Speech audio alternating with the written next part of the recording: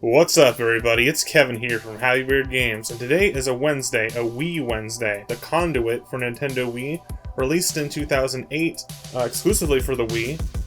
This was called the best shooting game on the Wii in 2008 by IGN.com as an E3 award, and this is a really important game on the Wii library.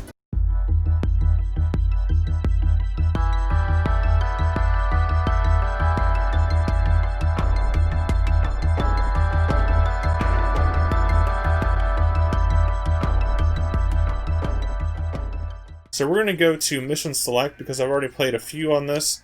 This game's pretty short. I can tell you right now these first 4 levels took me about an hour and a half completely. So you've got this part at the start of the game where you got to aim your controller because it's all motion controls. And you've got to kind of calibrate it. I don't know why they have this. They have this in some games that are not motion controls on other consoles as well. So you're kind of pointing at these 2 targets, and then it's pretty much calibrated. I don't really know if it affects anything on the options, because you've got all those options once again to change. So you got the thumbstick to move. You can see the graphics are ahead of the game with other games that came out in 2008 for the Wii. So this game actually, they really worked hard on the graphics. They tried to get it as close as possible to the 360 or PS3. That's the first shot there. And you've got reload. All the buttons are once again fully customizable, and it's really a fun game. It's a fun game overall. I think it's worth checking out.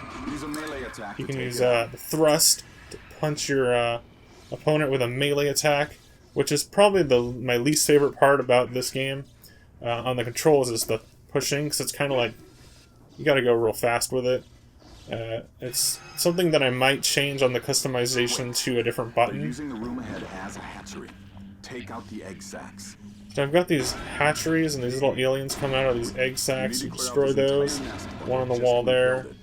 And there might be another one. You also got a lock-on, like Z-target lock-on, which is really handy. I don't use it too often because the Wii remote's so precise that once you're really into the gameplay, the pointer is pretty accurate. More so than like a thumbstick. Or at least for me, it's a lot easier to use than a thumbstick. It's kind of like using a mouse, but I think it's a little bit easier than a mouse. Now, normally, you'd press this button here, and you would have a scanner, which we're going to unlock in a few seconds here. Like the one at the bunker. There should be matching trigger points. Okay, so now I've got this item called the ASE, which is this orb that we picked up at the start of the game. You press plus or start to transition to it. You can use this at any point throughout the game, and basically it's like a flashlight, and it's also a scanner, so it's similar to Metroid Prime in ways. You go and you scan, and you're looking for these invisible locks to open up the door. So you gotta find these invisible switches on the walls in order to open this doorway. And here's one right here. This is all with the pointer controls mostly. There's not too much motion. It's just the pointing of the controls. You do have the thrust to move over. Oh, you can punch during that too. And you've also got one other motion control, which is to throw the nunchuck. Or swing the nunchuck like you're throwing. That's for grenades by default. You can change that, of course. Now this thing right here, normally these are invisible, and you take the ASC out to scan it, and then it shows this text in English, and normally it's in like an alien language. So you can see there's references to Roswell UFO stuff. Anyways, let's continue on. We've got this gun, and you've got different guns to pick up. You can carry 2 different gun types at a time. There's alien and human guns, as well as like sci-fi human guns as well. It's like laser guns from humans. So there's basically 2 factions at war, and it's aliens versus humans, and the aliens are invading. So you got these guys coming at me, pretty basic enemies, but they get bigger enemies later on. And the enemies change from level to level, of course. They get harder as the game goes on. There's more and more different enemy types, not just aliens, but humans as well. They're reinforcing this position through those so these are conduits, what the game is named after. That are basically portals that the aliens can use to transition from their place to places on Earth. And they're basically like on Star Trek, the teleporter, kind of like that, I guess, or maybe like a Stargate type thing. So we can see we've got, I can switch my gun to this weapon, which is really a nice one. Or I can go over to this gun and I can hold down minus to pick up an alien rifle, and you can see it's kind of like bio weapon. I don't know, bio weapon, but it's like organic weapon. Some sci-fi shows do that as well, where it's like an organic living weapon kind of thing. You can see it's kind of like got like its own life form or something like that. It's weird. It's a weird alien type weapon. So we open this door, go in here. You've got press down on the D-pad to use your scope. Now with the alien weapons you can charge them up, and some other weapons you can do that as well. So I can charge it up, fire it, or I can just do the normal shot. So it's a fast shot with this alien weapon. With the human guns you can get ammunition through these boxes, and with the alien guns you just gotta kill more aliens to pick up their weapons, I believe. Going down this hallway. Now this first part of the game is actually later in the game in terms of story, and most of the game is presented through a flashback, so I believe this level is actually like right before the end of the game. Headshot there. Now, we've also got a scope on this one, which works a little bit better than the alien scope does. Scope a health pack down there.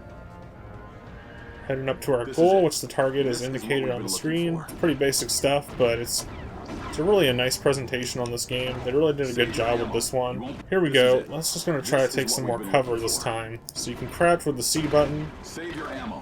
You won't be able to damage a conduit that size. And then you've got over here, we gotta destroy this thing, I think. Did we destroy it? Or did we go through it? I think we just go through it later. This is a different type of conduit. And you get a crouch. You get some health packs. There's a health pack right there in the middle. If I can get to it. Headshot on that guy. Grab that health pack. The health goes down pretty fast on this difficulty, but of course there's multiple difficulties. I think there was like 6 difficulties when I remember checking. It's not just 1, 2, 3. There's really hard modes as well, which helps you get prepared for the online multiplayer, which I remember being pretty difficult at times on online multiplayer, depending on who you're facing against. I don't remember having a huge, robust online thing, but it was a pretty big deal when this came out for the Wii. It was an important game on the Wii library, and it still remains one of those games on the Wii that people remember. At least I think it's the game that people remember. Maybe not the mainstream casual audience of Wii. They probably remember Wii Sports or Wii Fit or something like that, or Guitar Hero or something like that. But with gamers, I think this is one of the most important games on the Wii, not only because it's a fun game, it's a solid, well-made game, but I also think it's important because it pushes the boundaries of what the Wii could do. It has nice graphics, it has nice customization on the controls and motion controls, everything works great, and it has an online multiplayer, which is pretty cool for the Wii to have that back in the day. And not all first-person shooters after this really followed in the Conduit's footsteps, but there were some notable games that were first-person shooters that really tried to take the best that it could do on the Wii and make the best game they could with it. Some of those games were the Call of Duty games, which started out very simple ports. Like Call of Duty 3 is a very simple port on the Wii, but Call of Duty Black Ops was actually a fairly well done game on the Wii. It had online, it had voice chat, it had all these control options that are originating pretty much from this game, The Conduit. And there was other games like Red Steel, which was a launch title for the Wii. That was a first-person shooter. That wasn't that great. It was okay. But then they made Red Steel 2, which I think Red Steel 2 is probably the best first-person shooter that I've played on the Wii. And we might check that out in a future Wii Wednesday. So now we've got this next level with human enemies. You can see it just jumps you into gameplay. This is pretty much just long level after long level. There's not too much in the ways of cutscenes. You see that cutscene on the loading area where it was just 2 people talking in a conversation. That was pretty much your extent of cutscenes in this game. There's not really too much action cutscenes, or there's no quick time events or anything like that. It's pretty much just straight up first-person shooter gameplay. And if you like that in your video games, like GoldenEye or something like that, you might really like this game on the Wii. So you've also got options, and this is kind of weird because options are really important in this game, and you might not think about it at first. you get a lot of options in this game, but we're not going to go over all of them. We're going to focus mainly on controls here. You've got the controller layout, which shows all your controls here. Now you can actually toggle over. I'm not going to edit them today, but I just want to show you. You can go to custom and you can change anything. So you can do crouch and you can like choose another action to swap it with. You also got your motions as well. Those are really important. I'm not going to save my changes. And then we've got the sensitivity. You can change all these speeds and like the view, turning the camera to get it to the way you want on the Wii remote. It's a very sensitive controller, and it's a really detailed and I think advanced controller for its time. It really changed the way that people played video games, and on first-person shooters, sometimes you can't just take a game from another console and put it on the Wii. You have to really kind of have these kind of options for the players. And then you've got the dead zone, so you can like choose where you want it to be. Like when you're pointing at the TV, it's all in the center, but you can make it go further out, so you're not really pointing. And you kind of want that to be the same size as where the sensor bar is. I turned off rumble because I don't like the Wii rumble. You can also turn off, you know in some Wii games you're pointing off screen and your character starts to rotate? You can actually turn that off or on this game, which is really cool. And then if you go down to video options, there's one more control option that's for some reason in video. It's in the sensor bar calibration. You can point your Wii remote at the points of your TV that it shows up, and then it'll help you calibrate it towards your TV. So I'm not going to change it right now because I already have it set. But that's the options, and then you have the conduit, and it's a really important aspect of this game that you might not notice or might not think about at first, but it does help you in the gameplay, especially on online multiplayer back in the day. Alright everybody, that's it for today's Wii Wednesday on Happy Beard Games. I hope you enjoyed today's video of the Conduit. Now this is a game that I do definitely recommend. I recommend it a little bit less now that the online multiplayer is no longer functioning, but back when it had multiplayer, that was a huge aspect of the game as well, a good selling point. It's not only one of the best shooters on the Wii, like it actually is one of the best shooters on the Wii, not the best, as it came out in 2008, that's mid-lifespan for the Wii. But the Conduit is a fun game. It has a decent story. It has a short story mode campaign. It's only about 5 hours maximum, I'd say. But it's replayable. It's fun. There's achievements. There is lots of customization. There is some really good controls implemented in this game. And the graphics are not quite the level of PS3's 360. And it's still 480p. It's not HD. But it looks pretty good for a Wii game. So it's got a lot going for it.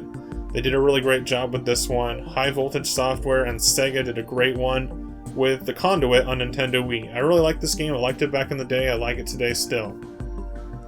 Alright everybody, thanks for watching this video. If you like this video, please be sure to leave it a like, a comment, subscribe today for more classic gaming goodness, and share it with your friends. I'm also on Instagram, Twitter, and Facebook, and all the links to those will be in the description box. Alright everybody, thanks for watching. Bye!